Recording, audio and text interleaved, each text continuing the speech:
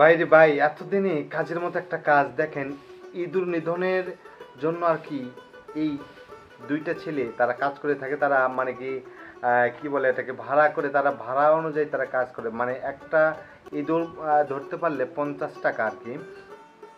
একটা ইঁদুরের ফাঁদ যদি বসায় সেখানে যদি ইঁদুর পড়ে 50 টাকা, প্রতি ইঁদুরে 50 টাকা তারা কিন্তু ভাড়ায় কাজ করে থাকে।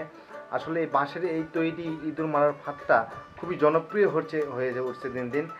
এই যুবক এই কি বলে, গাইবান্ধা জেলার এই দুইটা যুবক আসলে তারা এই কাজগুলোই করে আসতেছে এবং এই টেকনিকে অনেক ইঁদুর কিন্তু ধরা পড়ছে এবং ধান কাটার থেকে কৃষকের কিন্তু রক্ষা পাচ্ছে। দেখতেই পাচ্ছেন ভিডিওতে আর কি।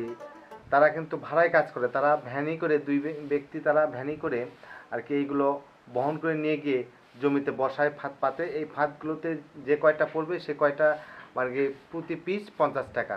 দেখেন, ভিডিওটা অবশ্যই খুবই সুন্দর লাগলো আমার কাছে। এবং এই বাঁশের তৈরি এই ফাঁদটা কিন্তু দিন দিন এখন আরও জনপ্রিয় হয়ে উঠছে এবং ভিডিওর মাধ্যমে সেটাই আপনারা দেখতে পাচ্ছেন। দেখুন, মিস হচ্ছে না কিন্তু।